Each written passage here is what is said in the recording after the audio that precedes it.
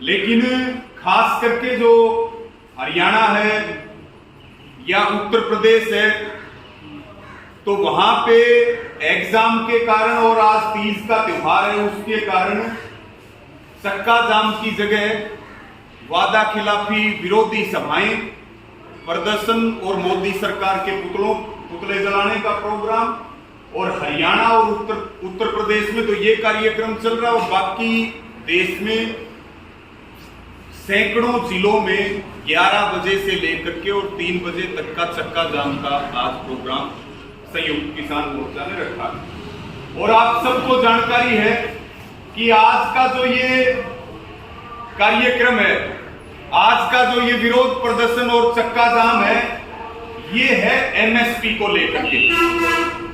और आप सबको ध्यान है, मैं 2-3 चीजों पे आपका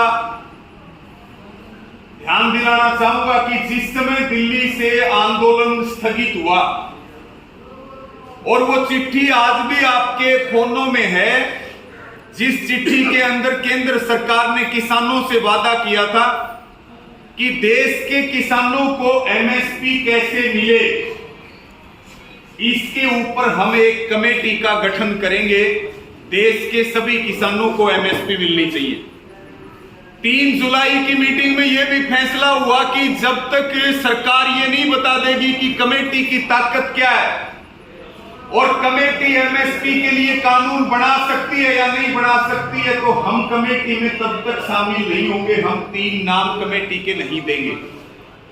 और उसके बाद केंद्र की सरकार ने कमेटी का गठन किया और कमेटी के गठन में 5 लोग जो सरकार के पिट्ठू हैं, जो किसान आंदोलन के विरोधी हैं, जो संजय अग्रवाल पूर्व कृषि सचिव हैं, जिनको श्रेय जाता है 3 काले कानून लाने का, उनको तो अध्यक्ष बनाया गया।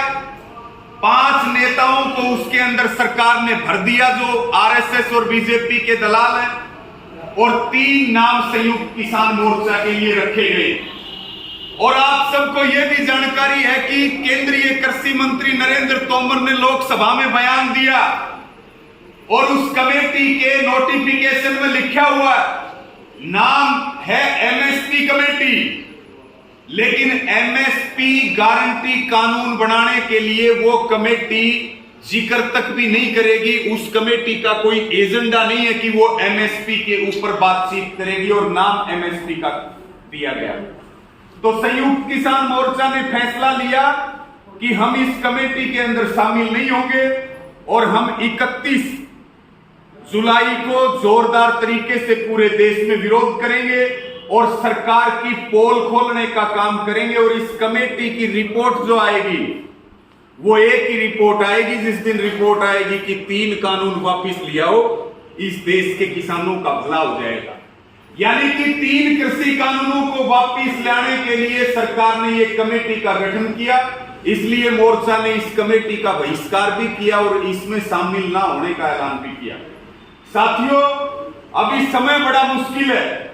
एक तरफ सरकार संयुक्त किसान मोर्चा में फूट डालने का काम कर रही है, और दूसरी तरफ जो अभी एक्शन साहब बहुत सारी चीजों पर जिक्र कर रहे थे, रागनी के माध्यम से वेद जी ने जो सारी बातें बताई, हमें गंभीरता से, क्योंकि आज का जो दिन है वो वादा खिलाफी के लिए है।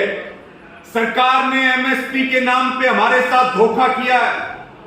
सरकार ने अब तक वादों के अनुसार जो मुकदमे दर्ज हुए थे, चाहे वो केंद्र के हों चाहे स्टेट के हों, उनको वापस नहीं लिया। बहुत सारे शहीद किसानों के परिवारों को आर्थिक सहायता नहीं मिली है। इसलिए आज वादा खिलाफी के खिलाफ पूरे देश में प्रदर्शन भी हो रहा, और हमें बहुत मजबूती के साथ, क्योंकि 7 अगस्त से लेकर के और 14 अगस्त तक अग्निपथ योजना के खिलाफ जय जवान जय किसान सम्मेलन होंगे। आप तमाम संगठन, तमाम नेता यहां बैठे हैं। एक सम्मेलन भिवानी जिले का हो जाए, इसी प्रकार अलग अलग जिलों में होंगे। और फिर 18, 19 और 20 अगस्त को आजादी की 75वीं वर्षगांठ पे 75 घंटे के लिए लखीमपुर खीरी के अंदर धरना प्रदर्शन किया जाएगा। लखीमपुर खीरी के शहीद किसानों को न्याय दिलाने के लिए और जो वहां पे हमारे किसान जो जेल में बंद हैं। एक कार्यक्रम 5 अगस्त का भी है, जो ये मुश्तरका मालकान जो जमीन वाला मुद्दा चल रहा है। सरकार जो है वो इनडायरेक्ट रूप से जमीनों पे कब्जा करना चाहती है। जो किसान 50 से 55 से 64 65 से जो इन जमीनों के ऊपर बैठे, तो संयुक्त किसान मोर्चा हरियाणा की तरफ से एक प्रदर्शन जिला स्तर पे ज्ञापन देने का कार्यक्रम पूरे हरियाणा के 22 जिलों में रखा। और एक दो बात और बता करके, क्योंकि बहुत विकट स्थिति में हम हैं। जब नरेंद्र मोदी देश के प्रधानमंत्री बने, उस समय हमारे ऊपर जो विदेशी कर्ज था वो लगभग 58 से 59 लाख करोड़ रुपए था। और 8 साल बाद विदेशी कर्ज बढ़ के 139 करोड़ रुपए 139 लाख करोड़ रुपए हो चुका है।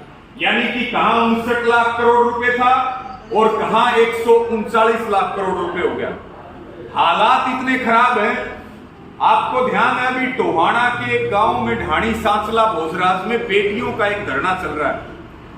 और धरना चल रहा है कि भाई 10वीं के स्कूल को 12वीं में अपग्रेड कर दो, क्योंकि हमें 9 किलोमीटर जाना पड़ता है टोहाना, और रास्ते में 3 ठेके आते हैं, कोई सरकारी बस नहीं जाती। वहां हमारी 4 बेटियां अनशन के ऊपर बैठी, और वहां पे पंचायती मंत्री और उस हल्के का विधायक देवेंद्र बबली भी आया।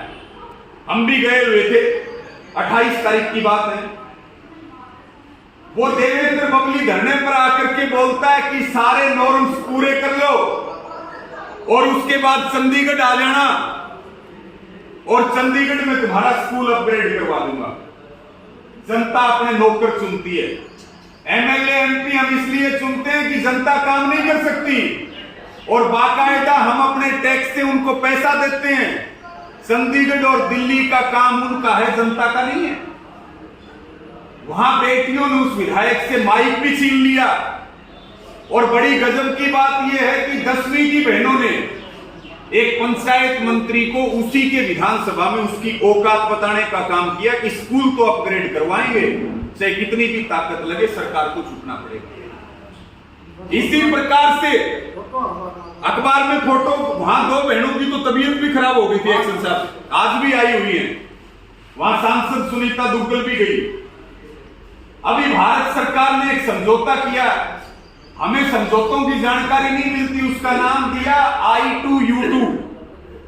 और वो समझौता है जो अरब की कंट्रीज हैं, इजराइल है और जो भारत है, उनके साथ समझौता हुआ है कि पूरे देश में जो अरब की कंट्रीज हैं वो इजराइल की कंपनियों के माध्यम से पूरे देश में फूड पार्क बनाएंगी। कहीं ज्यादा मीडिया में इसका चर्चा नहीं हुआ, कहीं अखबारों में भी इसके बारे में नहीं आई। जमीन किसानों की है और सरकार ने समझौता कर लिया दूसरे देशों के साथ कि किसानों की जमीन हम आपको लेकर के देंगे। यानी कि इनडायरेक्ट रूप से किसानों की जमीन के ऊपर विदेशी कब्जे की तैयारी है। ये बात करते हैं हिंदुत्व की। हिंदुत्व की बात करने वाले लोग मुस्लिम कंट्रीज को अपने देश की जमीन के ऊपर पनाह दे रही हैं। अभी स्मृति ईरानी का मामला चल रहा था, जिसकी बेटी के नाम पे गाय का मांस परोसा जा रहा है रेस्टोरेंट के अंदर, और उसके बाद भी अगर हम नहीं जागे, आज जिस तरह के हालात हैं पूरे देश में, धर्म और जाति के नाम पे जिस तरह से लोगों को लड़ाया जा रहा है, जिस तरह से आर्थिक संसाधनों के ऊपर कब्जा किया जा रहा है, अंग्रेजों ने भी यही काम किया था। कोई सरकारी महकमा नहीं बचेगा, सब जगह कंपनी का राज होगा।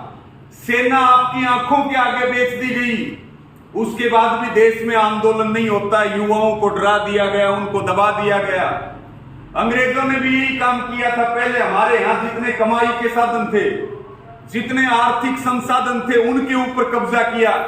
और जब आर्थिक गुलामी आएगी तो राजनीतिक गुलामी अपने आप आएगी। आज बहुत सारे लोग इस बात की चर्चा करते हैं कि भले ही बीजेपी को वोट से हरा देना, नरेंद्र मोदी को वोट से हरा देना, लेकिन ये लोग इतनी आसानी से बगैर खून खराबे के कुर्सी छोड़ने वाले नहीं। क्योंकि देश लगातार गुलामी की तरफ बढ़ रहा है। तो केवल और केवल एक उम्मीद है संयुक्त किसान मोर्चा, केवल एक उम्मीद है कि किसान आंदोलन, अगर हम सब हर रोज धीरे धीरे जागरूकता लेकर के आए, हमने अपने संगठन और अपने परिवार को मजबूत किया, तो जो सरकार, आप देखिए कि 3 कृषि कानून वापिस होना आपकी कितनी बड़ी ताकत है। कोई सोच भी नहीं सकता था कि भाई मोदी सरकार झुक जाएगी। आप में से बहुत सारे लोग जो बॉर्डरों के ऊपर रहते थे, टोलों के ऊपर रहते थे, जब हम आपस में बैठते थे तब कई साथी हमें बोलते थे कि भाई सरकार का झुकना मुश्किल है, सरकार झुकेगी नहीं, कितने दिन आंदोलन चलाएंगे। लेकिन आप सबका एक ही जज्बा था कि बिल वापसी नहीं तो घर वापसी नहीं।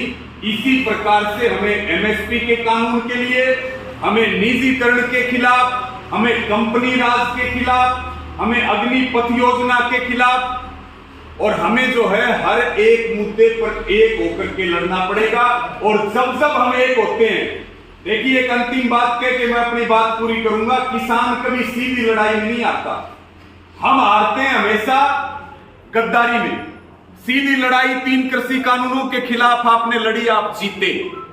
इसी प्रकार से जब जब हम सीधी लड़ाई सरकार के साथ लड़ेंगे, एक होकर के लड़ेंगे, चाहे वो किसी भी पार्टी का शासन रहा हो, किसान ना पहले कभी हारा है, ना आज हारेगा और ना भविष्य में कभी हारेगा। मेरी सबको प्रार्थना है हाथ जोड़ करके कि अपने काम को भी करते रहें और अपने काम के साथ साथ अपने संगठन को मजबूत करो, अपने परिवार को मजबूत करो, अपने बच्चों को अच्छी शिक्षा दो, अपने बच्चों को अच्छे संस्कार दो, पर्यावरण को बचाने के लिए काम करो।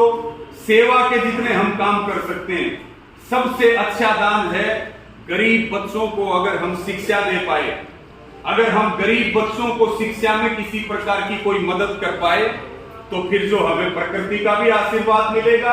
और शिक्षा जब किसानों के परिवारों में आएगी, उनके बच्चे पढ़े लिखेंगे, तो हम निश्चित तौर पे आगे बढ़ेंगे। आप सबने मेरी बात सुनी, सबका बहुत बहुत धन्यवाद।